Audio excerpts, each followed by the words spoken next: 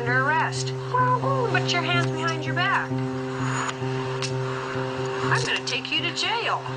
You have the right to remain silent. Anything you say can and will be used against you in a court of law.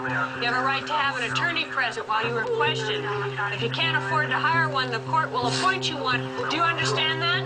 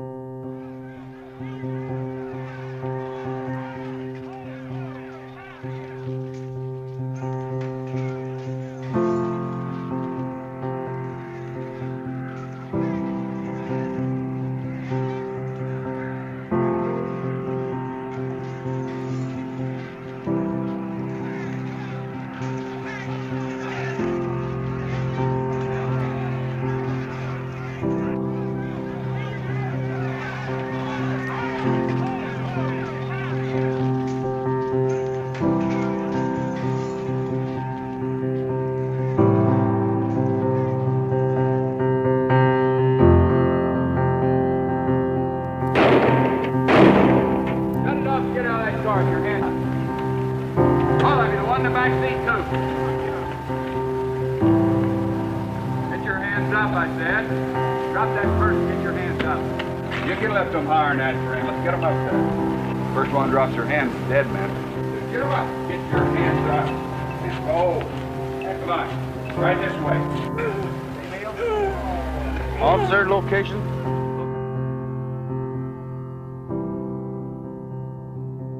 Islam is the fastest growing religion in the world. And X amount of people convert to Islam every day. You know where a lot of those conversions are taking place? In the prison. Oh, we had hoped it would be in Fortune 500 companies. We were really hoping all of the shahadas would be coming from Wall Street. But the reality is that you know where most of the shahadas are taking place? In the bottom rungs of the socioeconomic ladder. Well, that's just not glamorous enough for some Muslims. That's just not vanilla enough for some Muslims.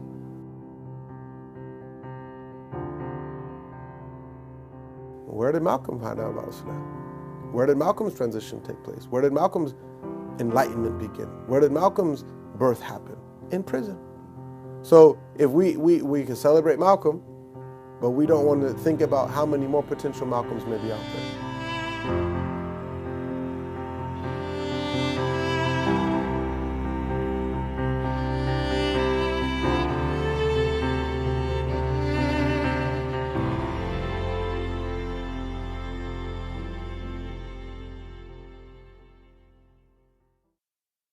We have 2 million plus people in prison. We have more people in prison than all of the developed world combined. It is a prison industrial complex. That's a nationwide monster. It's not like a small thing that's just off in some corner of a particular state. And again, the narrative and experience of African American males growing up in the inner city and then committing crimes and then doing time, that's a consistent narrative. Prison chaplaincy represented this really, really deep exploration and experience with blackness and with masculinity as a man who descends from African American males. It's a lot more than a conversation about even just Islam and the prison and Muslims becoming, people becoming Muslim inside of the prison. It's a lot more. It's about a lot more than that. The work I've done in California has been both inside the prison as a chaplain and then working with the formerly incarcerated as they transition into the community. There's a gentleman named Jamal Pratt. Larry Pratt is his legal name. He wrote a letter to the outreach program that I directed at the time. And my staff got the letter, and one of the staff members read it and said, look, I really think you should go visit these guys. Had he never wrote that letter, I may or may not have ever even gone inside, even as a visitor. There's a very cold, a very sterile, and a very eerie energy, naturally, because you've got thousands of people behind bars, some of whom have been there for decades. It's a culture of extremes. It operates at extremes. And it's a very, very unnatural setting. People are literally being ushered in group to a banquet hall, ushered out, ushered to work, going to the yard. There's just the experience of being in what is a very, very, it's not pretty. Like, there's nothing pretty about it. There's nothing, you can't go in there and be like, oh, it's not that bad. It's horrible. It's horrible. It's inhumane. It stinks. It's it constantly violent energy. It's a very, very traumatic reality. It's nothing pretty about it. So they asked if I could teach the Maliki fiqh. So we were doing a basic text in Maliki fiqh, and they loved it, and they memorized it, and they took it very seriously. And fiqh in the deen can be understood as jurisprudence, which we're studying now, or understanding, because fiqh also means understanding. So whomsoever Allah wants good for, He gives them understanding of the religion. The Arabic class was bigger. You had more inmates, those that were not necessarily students of the Maliki School of Law. Everybody say ha. Ha. Pretend you're checking your breath. Say ha. Ha. Say ha. Ha. Unless you've worked with inmates, it's really difficult to understand the psychology.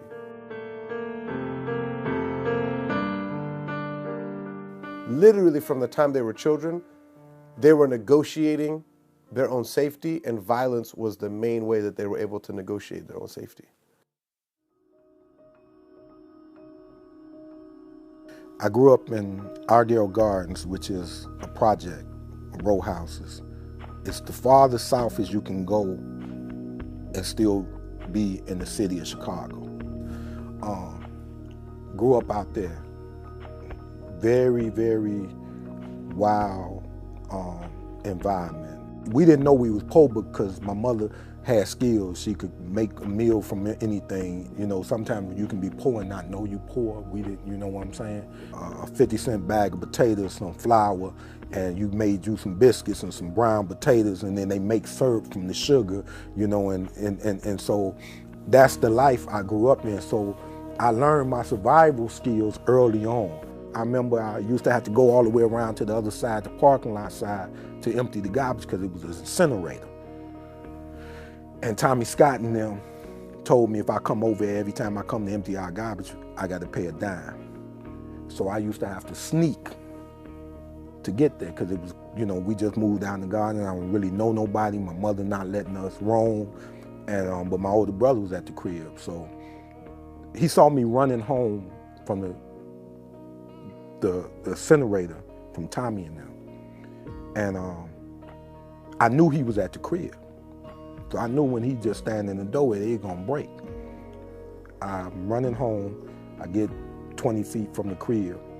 And he gets up and closes the big door and locks it. And he's standing in the window and looking out at me, and they start plummeting me.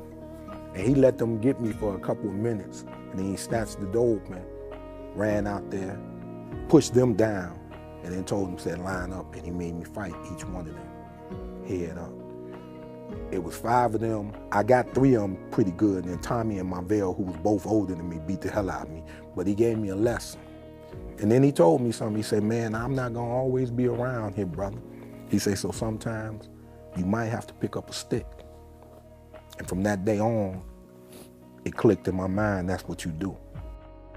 I grew up in a single parent home. I stayed in the basement apartment with my mother. It was me and my mother. For a long time, it was just me and my mother. For the first 12 years of my life, it was just me and my mother. Then my little brother came along. Because of that, you know, my mother, she used to work. She used to go out and work, and when she go out and work, you know, I would go outside. I would come home from school, and she'd be at work, and I would be outside doing all type of stuff. All of the people who I hung out with were at least, on average, maybe 3 years or more older than me. When I was like 14, they had to be like 17. And then for them, they didn't have no curfews. But, you know, my mother's, you know, looking at me talking about, man, you got to be in the house at 10 o'clock. So I would come in the house, you know, and then sneak right back out and go hang out for the rest of the night. I got off into drinking and smoking at an early age also. I want to say I probably started drinking and smoking probably like around about 12. I continued to disobey her and go out, and so eventually she kind of like got, you know, fed up with that. And she sent me to go live with my father. And my father eventually became strung out on drugs. It's like, you know, he was in an unstable unstable situation himself, so it kind of it was bound to fall apart eventually. So I would, start back up again, going back out south, till eventually I decided I just didn't come back. It was just like a natural progression for me to become involved in the gang also. What happens is that these individual groups, they substitute the love that's kind of like missing from whatever the individual was missing at the home.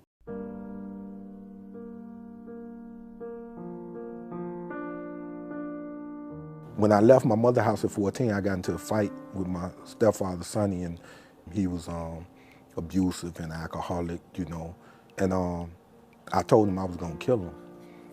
My mother knew me well enough, she knew I was serious, but my sister got strung out bad, and then my brother-in-law went to the joint.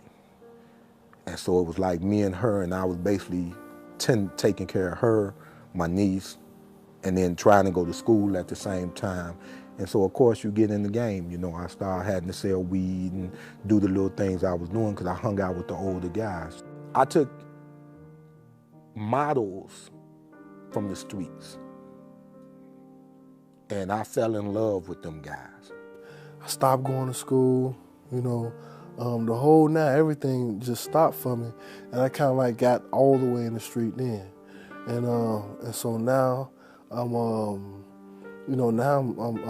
serving, holding guns, shooting, I'm doing a mixture of all these different things.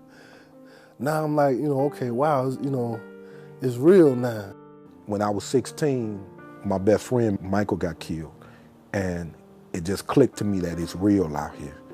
And after Michael had died, and I got shot, and my younger brother got shot too. That kind of changed me. You're gonna survive. It's the urban Serengeti, so I got involved heavily with it. I understood that it's a different, on the Serengeti, lions are different than hyenas. And hyenas are different from jackals. So I'm gonna be a lion. And when a lion is in his prime, he'll keep a pack of hyenas at bay all day long, if he know he's a lion. You see what I'm saying? And I learned I was a lion. And I only ran with lions. Now, there's more guns out there, we into it. A few guys done got shot at, cars got shot up, a couple guys been in shootouts. And so now it's like kind of ratcheted up a little bit. And then a brother bring a brother into the crew. And he came in July, and I ended up, that's the case I went to prison for. I killed him in October because he messed up some money of ours. I go to prison, hit Pontiac in '85. And I eventually get locked up for the first-degree murder. They end up giving me, I was found guilty, and they end up giving me 39 years. And I'm shipped off to Pontiac Correctional Center.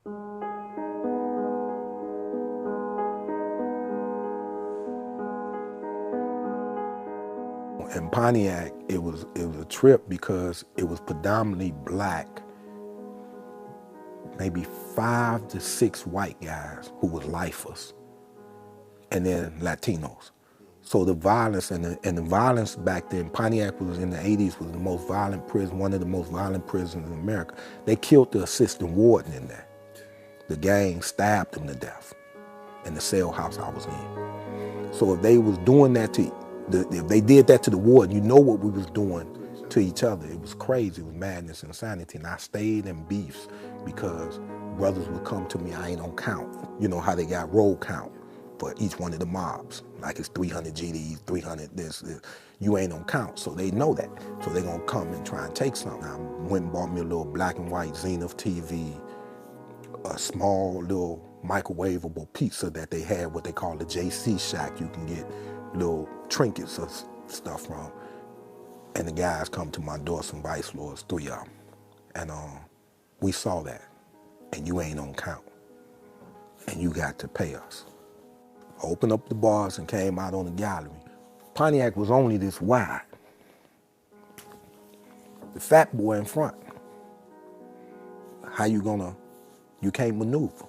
So I'm gonna work you and keep you between them two. After I got into it with them and squabbled with them, and they seen it wasn't gonna be as easy as they thought. As a matter of fact, I think it shocked them. So they ran off. Then they locked us up. They locked this camp down there. One of them came back up there on the work detail and told me, said, man, look, the brother said he holler at you in the child hall tomorrow. I said, yeah, well, how I'm gonna know him? He said, you'll know him. He wear 8 locks, like Samson from the Bible. And I'm waiting on, in the morning looking for a dude with 8 locks. So I had turned, and I think I was giving out the potatoes and stuff that day. I turned to get another pan, and I come back, and that's just a shadow.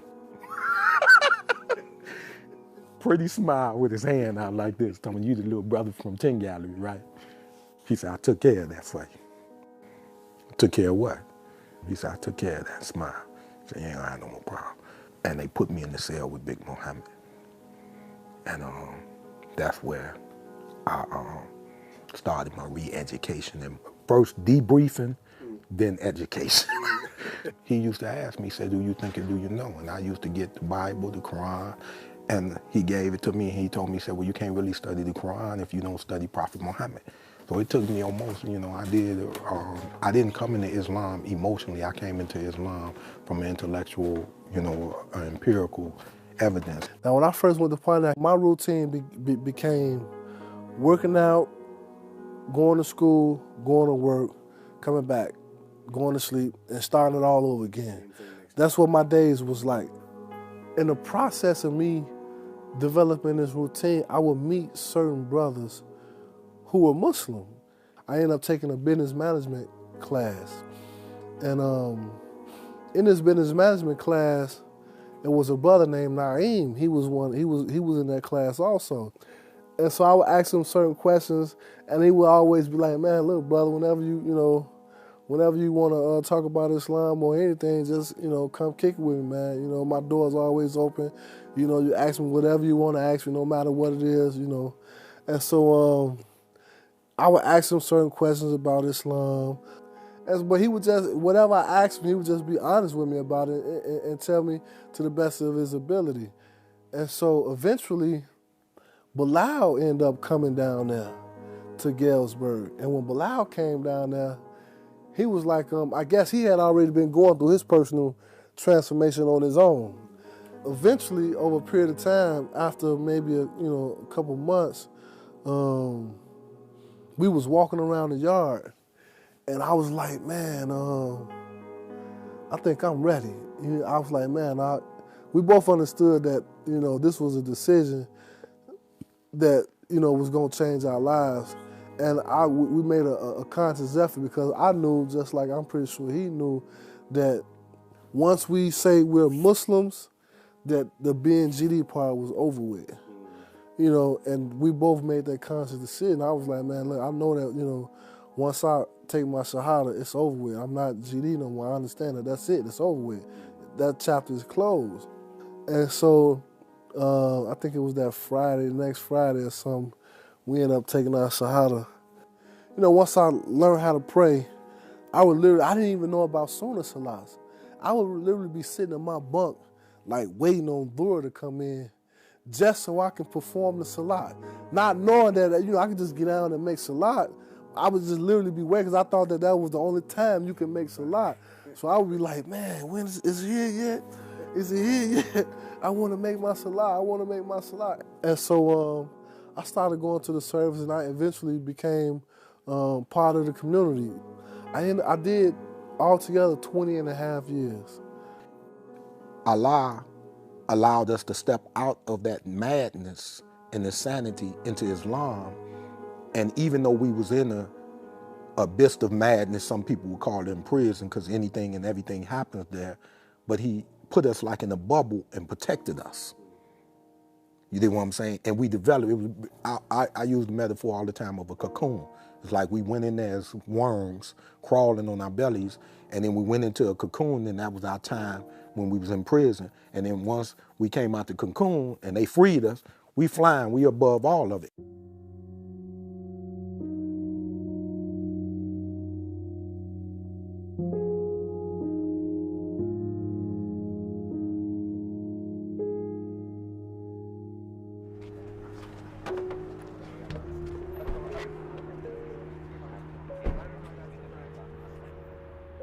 Here you have one of the most influential Muslims in the world, a scholar of the highest caliber, a descendant of the Prophet Muhammad, peace and blessings of Allah be upon him, and a realized spiritual master. Now meeting these beautiful black princes of the social experience of African people in the diaspora, now meeting only because of Islam.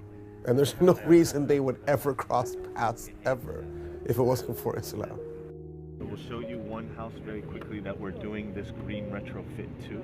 And then we'll show you another house where the brothers are already living with under the leadership of Brother Rafi. Before the Muslims moved on this neighborhood, in this block, it was chaos, it was bloodshed, it was a lot of problems that these brothers have helped to solve.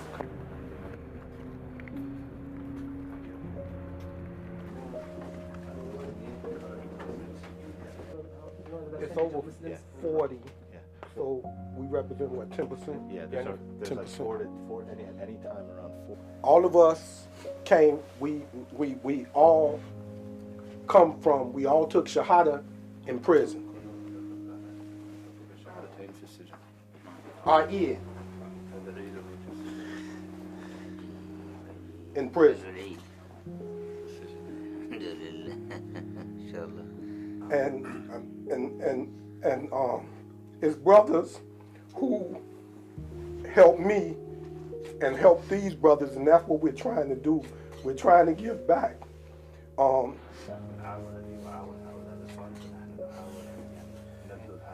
So we beg you to please make dua for us and allow this vision to grow.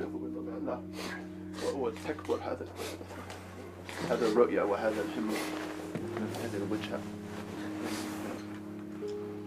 عليك يا ربنا يا رحمن يا رحيم، يا منان يا وهاب يا كريم يا قوي يا عظيم، يا منعم يا متفضل يا جواد يا محسن يا الله يا الله يا الله يا الله، بحبيبك محمد صلى الله عليه وسلم وأهل كسائه وأهل بيته وأهله وأصحابته وأهل محبته وأهل حضرته، توجهنا بأسمائك وبصفاتك وبذاتك العلية أن تنظر إليهم يا مولانا، وأن تتولاهم يا إلهنا، وأن ترعاهم بعين عنايتك في أحوالهم يا حي، وتجعلهم دعاة الخير والبر والهدى ومفاتيح للخير ومغاليق للشر، وتحيي بهم حقائق الإسلام والإيمان في هذه الجهات وفي هذه البلدان، يعم خيرها كثيرا من بقاع العالم. نقول كمال الإخلاص لوجهك الكريم بشكل الفاتحة إلى حضرة النبي محمد صلى الله عليه وسلم. بسم الله الرحمن الرحيم. الحمد لله رب العالمين الرحمن الرحيم مالك يوم الدين إياك نعبد وإياك نستعين اهدنا الصراط المستقيم صراط الذين أنعمت عليهم غير المغضوب عليهم ولا الضالين آمين.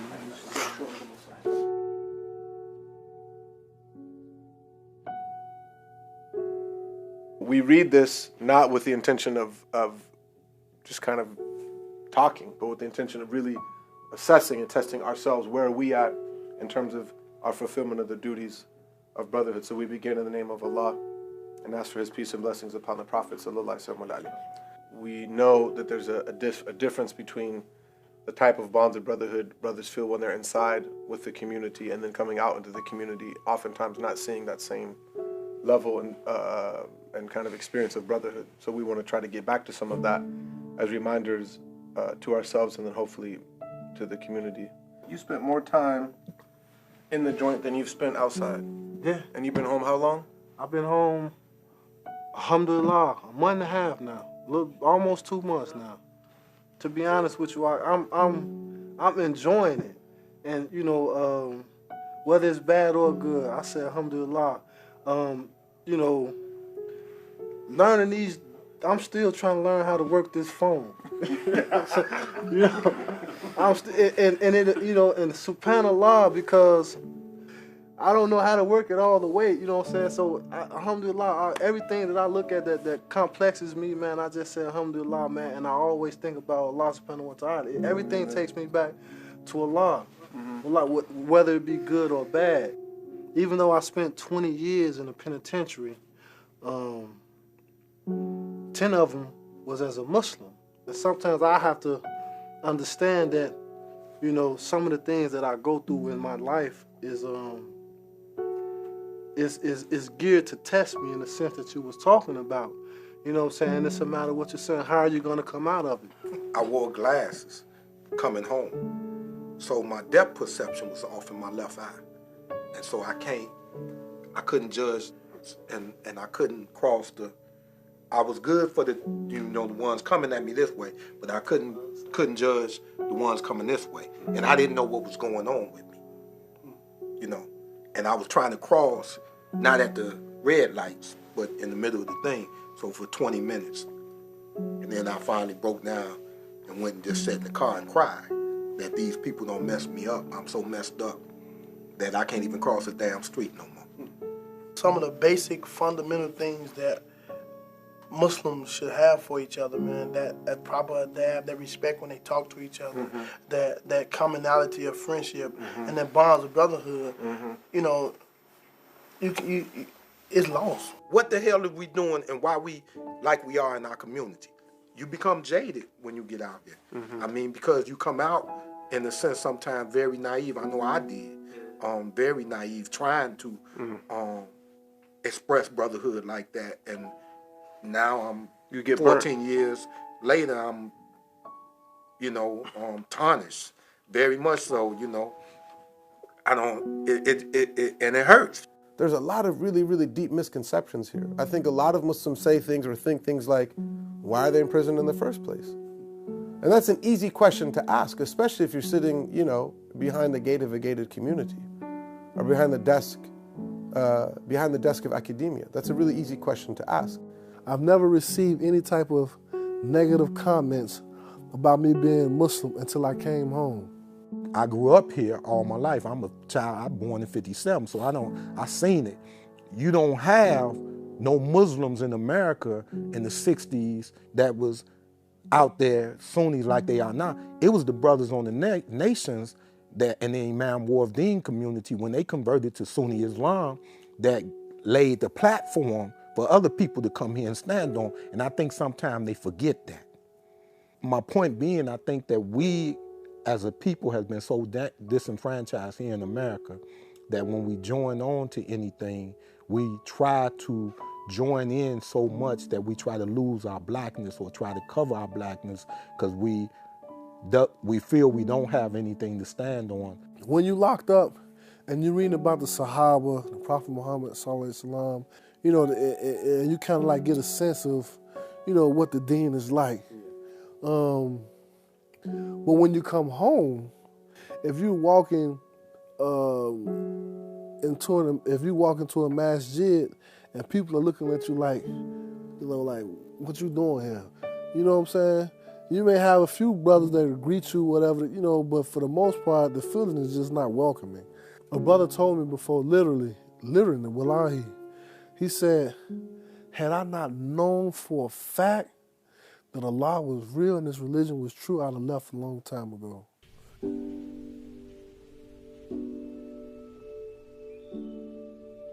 Amir applied for the Mu'allaf Mentorship Program and was sponsored to participate. And it meant more than participation in a program for him. It meant literally riding, boarding a plane for the first time. I was worried about him getting on the plane. We talked about him, we jugged at him and told him before he left, everybody was like, look, don't do the Hassan. You can't do the Hassan. Meaning Don't panic once you get on the plane and get off and make them stop. Check it out, right? So we had the Sheikh come from Mauritania back in like the 1990s, and he never left the desert. And when he got in the car, he looks up at the hills, and he says, what are those green things? And the brother said to him, what are you talking about? I said, those green things. He said, you mean the hills? He said, those are hills. He said, yeah. He said, that's the most beautiful thing I've ever seen. This is a true story. Amir comes to my house, and them hills. We hit the corner. He goes, what are those? I said, what? He says, those. I said, what? I said, you mean the hills? He said, those are hills? He said, SubhanAllah, look how beautiful they are. Same thing the Sheikh said. Absolutely. And I really understood for the first time an urban Bedouin. Absolutely. And he absolutely shined in the program. He did absolutely wonderful. I mean, for me, the moment that, like, out of everything that I saw, the thing that moved me most was during the training, we have some pretty heavy duty spaces, like where there's some deep exploration going on. And people cry. And so every single time somebody broke into tears, Amir would very quietly get up. And it was like this visceral reaction. It wasn't like, you know, people do things like someone's crying and they kind of like make it a real point to be like, I'm the one who got you the paper towels kind of thing, right? He would real subtly like get out of his chair and like go grab the box of Kleenex and just real quietly kind of put it in front of the person without them even seeing it. And to me, that's it. That's it. Islam can take someone who could literally kill you with one hand and turn them into the type of gentleman that, number one, notices someone else is crying, and number two, has enough chivalry and enough forbearance and enough kindness and enough gentleness to go get a Kleenex for that person. So for me, that was the measure. When I got to California and was able to actually be around the people who was going through the program, and not just the people who was going through the program, but the people who was just working there, everybody, it was completely different. And I told a couple of brothers, I said, man, if you have that coming home from the joint, then you can continue to ride that high. You know what I'm saying? Like, you can continue to be like, man, this is what the deen is supposed to be like when you come home. That's what it's supposed to feel like when you come home. There's no judgment. There's no, you know, everybody is like welcoming, you know what I'm saying? You feel real, genuine love there. I can honestly say, without any exaggeration, these are some of the most upright people I know in the world. Some of the most dedicated people I know in the world. Some of the most selfless, altruistic people I know in the world. I've never met anybody who spent any time with Rafi who didn't love him. The man has a heart of gold. And if there was somebody who you could describe as a lion, in the truest sense of the word, that he's a lion. And there's a certain majesty about him, and a certain beauty about him. And a big part of that for me is just watching a real man process real pain and trying to help real people process real pain. We got Rafi to go to in regards to the practical reasons, like, man, look, this is what we trying to do, and Rafi can be like, that's not gonna work. I tried that before, do it like this. You know, having that support is like, you know, it like gives you that like, okay, I know what I'm doing. You know, I might not make all the right decisions or all the best decisions, but I have someone who can say, okay, all right, that was a bad decision, okay, but you're still doing good, do it this way, and so on and so forth. Having that, you know, kind of like gives you that confidence to be able to feel like you can do anything. I know for a fact, beyond a shadow of doubt, that Allah is real. I know for a fact that Muhammad sallallahu alaihi wasallam is the last prophet and his messenger. And I know for a fact that if I was not Muslim today, I'd probably be dead or in a gutter somewhere or in prison for the rest of my natural life. Southern dreams, strange fruit, blood on the leaves, blood at the root. Black bodies swing